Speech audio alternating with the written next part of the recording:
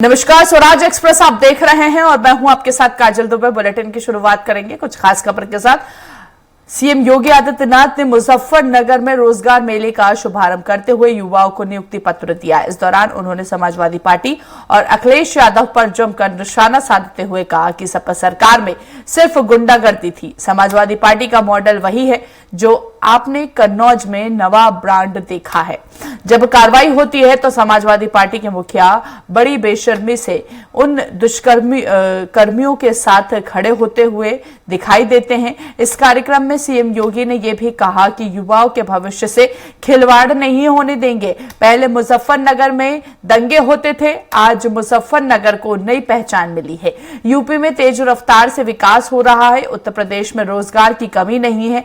आज बेटियां सुरक्षित है। आज व्यापारियों को कोई परेशानी नहीं कर सकता।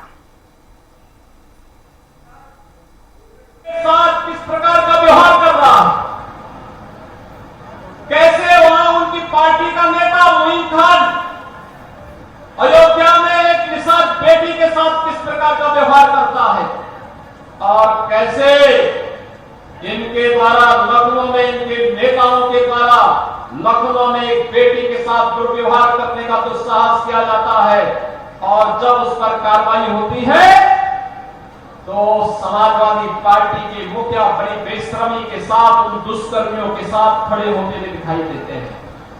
बहनों और भाइयों, जो समाज अपनी बेटी और अपनी बहनों की रक्षा नहीं कर सकता उसका कोई भविष्य नहीं होता है और इसीलिए तो हम लोग आए हैं। बेटी भी सुरक्षित रहेगी और व्यापारी का सम्मान भी होगा, कोई उस पर आंच नहीं आने दी जाएगी। चलिए, ज्यादा बातचीत करेंगे, पवन का रुख करेंगे। सहयोगी हमारे साथ अधिक जानकारी के लिए लाइव जुड़ चुके हैं। पवन, सीएम योगी का सपा मुखिया पर करारा हमला एक बार फिर देखने को मिले। लगातार उत्तर प्रदेश में देख रहे हैं कि वार पलटवार का दौर जो है वो अब वापस से शुरू हो चुका है।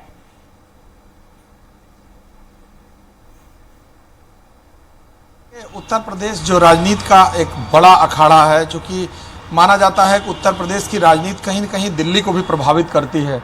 ऐसे में भारतीय जनता पार्टी का जो मुख्य विपक्षी दल है वो समाजवादी पार्टी है। इससे पहले भी अक्सर कभी न कभी बड़ी राजनीतिक जब कोई बैठक, मीटिंग या कभी कोई जनसभा होती है तो उसमें समाजवादी पार्टी के मुखिया कई बार भारतीय जनता पार्टी के नेताओं पर तंज कसते हुए नजर आते हैं। ऐसे में भारतीय जनता पार्टी के कई नेता हैं, उनको भी अगर मौका मिलता है तो उनके ऊपर वो पूरी तरह से कटाक्ष करते हैं और उसका तुरंत उत्तर देते हैं।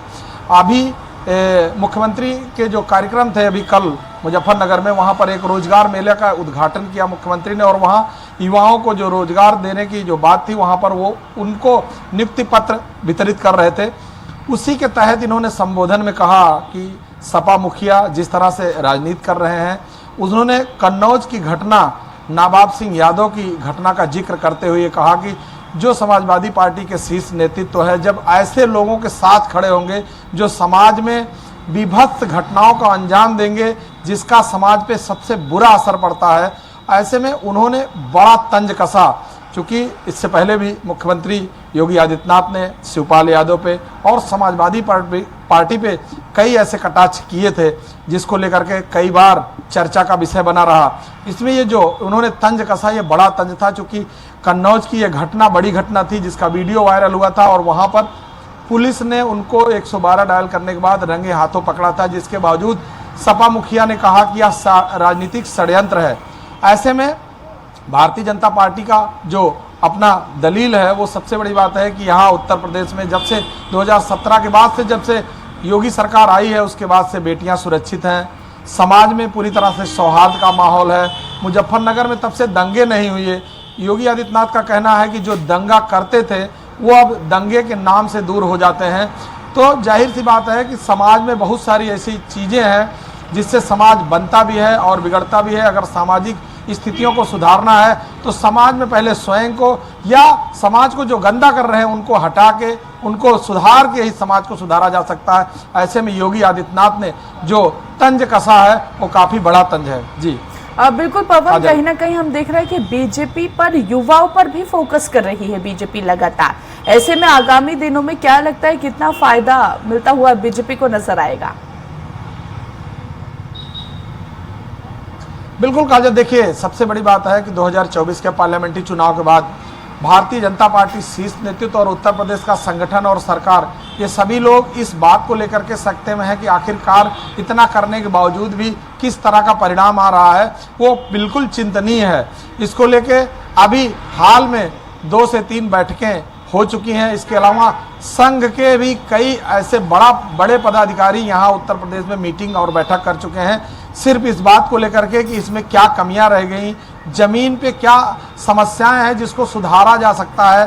क्योंकि अभी उत्तर प्रदेश में 10 उपचुनाव होने हैं विधानसभा के, उन 10 उपचुनाव को लेकर के भारतीय जनता पार्टी, समाजवादी पार्टी, बसपा और कांग्रेस, ये सभी पार्टियां इस बार अपने वर्चस्व को कायम करने के लिए उत्तर प्रदेश की जो राजनीतिक हलचल है, राजनीतिक हलचल की जो स्थितियां हैं, उसमें अपने को आगे करने के लिए हर संभव प्रयास कर रहे हैं।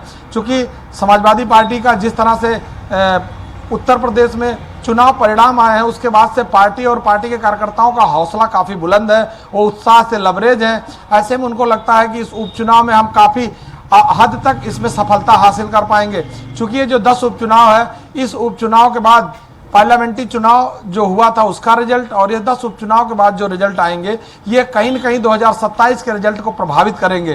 तो ऐसे में चाहे भारतीय जनता पार्टी हो, समाजवादी पार्टी हो या अन्य जो भी पार्टियां हैं, वो इस दंगल में, इस राजनीति के अपने को साबित करने के लिए हर संभव प्रयास करने के लिए तैयार है। इसके लिए सभी राजनीतिक पार्टियां अपने अपने कैंडिडेट और अपने अपने समर्थकों को वहां पर मोटिवेट करने के लिए, अपनी बात रखने के लिए वहां पर लगा दिए हैं। उसी कड़ी में मुख्यमंत्री योगी आदित्यनाथ ने करीब 30 मंत्रियों की ड्यूटी लगाई है 10 विधानसभा चुनाव के उपचुनाव को लेकर के, जिससे कि हम कहीं न कहीं उस उपचुनाव को जीत हासिल कर सकें और अपनी जो कमियां या जो खामियां रह गई थी 2024 के पार्लियामेंट्री चुनाव को, उसको सुधारने में प्रयास हो सके। चलिए ठीक है, बहुत बहुत शुक्रिया पवन हम तक जानकारी पहुंचाने के लिए।